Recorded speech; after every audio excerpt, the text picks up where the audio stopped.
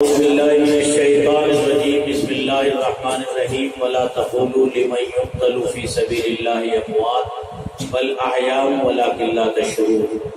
اس وقت میں کسی لمبے چوڑے خطاب کا وقت نہیں ہے، بلکہ ہم شہدائے اسلام کی ارواح کی تسکین کے لیے اور ان کو خراج عقیدت پیش کرنے کے لیے اور ان کو ایصال ثواب کے لیے ہماری یہ محفل دارالعلوم اشرفیہ دیوبند کے اس شیخ الہند ہال میں منعقد ہوئی ہے، اور ہم سب اس پر جمع ہوئے ہیں کہ ہم اپنے اس ادارے سے اتنا بڑا پیکیج ان شہدائے مرحومین کو پہنچائیں اور ان کی ارواح کی تسکین کا سامان ثابت ہو۔ میں صرف آپ کو 2 منٹ میں یہ بتانے کی کوشش کروں گا کہ شہادت سیدنا حسین اور شہادت حسن رضی اللہ تعالیٰ عنہ کے اندر راز کیا تھا، آخر دونوں نوازوں کو اسلام کی اشاعت اور دین کی بقا اور اس کی حفاظت کے لیے کیوں شہید کیا گیا۔ سب سے پہلے میں سیدنا حسین رضی اللہ تعالیٰ عنہ کے دربار میں ان الفاظ سے خراج عقیدت پیش کرتا ہوں: نہ نازی کی ضرورت ہے نہ نیازی کی ضرورت ہے، نہ نازی کی ضرورت ہے نہ نیازی کی ضرورت ہے، میدان جنگ میں مردان غازی کی ضرورت ہے۔ نہ نازی کی ضرورت ہے نہ نیازی کی ضرورت ہے، میدان جنگ میں مردان غازی کی ضرورت ہے۔ ندا آتی ہے اپنی کربلا کے میدان سے، حسین ابن علی جیسے نمازی کی ضرورت۔ پوری امت اور قیامت تک آنے والی انسانیت سیدنا حسین رضی اللہ تعالیٰ کی شہادت سے سبق لیتی رہے گی اور اپنی نسلوں کے لیے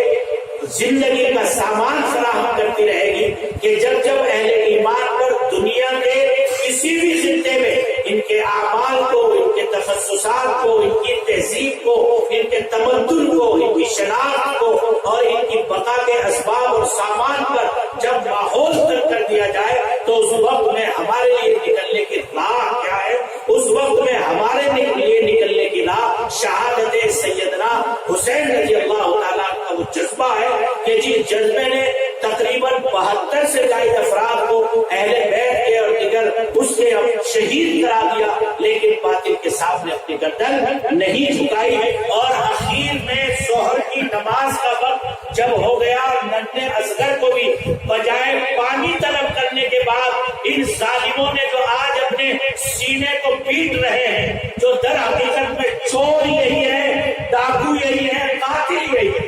اور جیسے جب کوئی چور اپنی چوری کو چھپاتا ہے تو وہ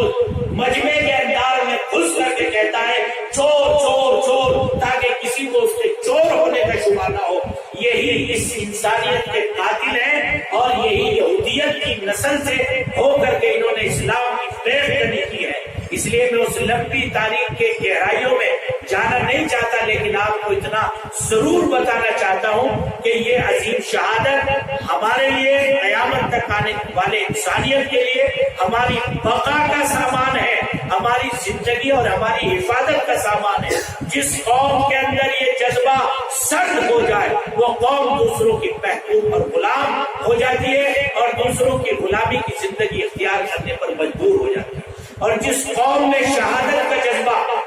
موجود ہو وہ ہمیشہ باطل کی آنکھوں میں آنکھ ڈال کر اور باطل سے مقابلہ کرنے کی صلاحیت اور استعداد ہے۔ آپ صحابہ کو دو، صحابہ کا نمبر بعد میں آتا ہے، سب سے پہلے یہ شہادت کی میراث انہیں میرے اور آپ کے اور ساری کائنات کے آقا حضرت محمد رسول اللہ سید الاولین والآخرین صلی اللہ علیہ وسلم سے ملی تھی۔ آپ کی زندگی کی سب سے عظیم خواہش تھی لَوَدِدْتُ أَنْ أُقْتَلَ فِي سَبِيلِ اللَّهِ ثُمَّ أُحْيَا ثُمَّ أُقْتَلْ ثُمَّ أُحْيَا ثُمَّ أُقْتَلْ۔ میری زندگی کی خواہش ہے کہ میں اللہ کی راہ میں شہید کیا جاؤں، پھر زندہ کیا جاؤں، پھر شہید کیا جاؤں، پھر زندہ کیا جاؤں، پھر شہید کیا جاؤں۔ لیکن اللہ کے نبی صلی اللہ تعالیٰ علیہ وسلم کو میدان جنگ میں شہید کرنا یہ مصلحت خدا بندی کے خلاف تھا۔ میں آپ کو اس بات سے پردہ اٹھا رہا ہوں کہ سیدنا حسن اور حسین رضی اللہ تعالیٰ عنہ کو کیوں شہید کیا گیا۔ تو دوستو آپ یہ بات سمجھیے کہ سیدنا حسین رضی اللہ تعالیٰ عنہ کا بدن آدھے سے نیچا